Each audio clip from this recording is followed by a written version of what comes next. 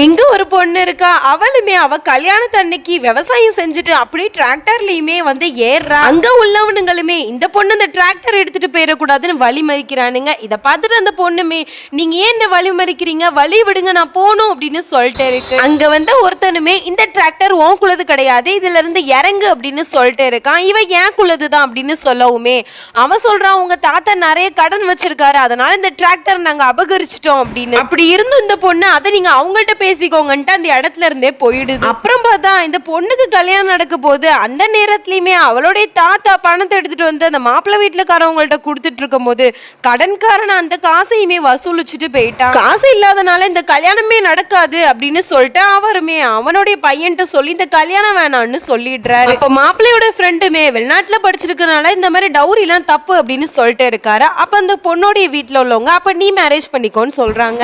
என்ன கமெண்ட் பண்ணுங்க. தேங்க்யூ.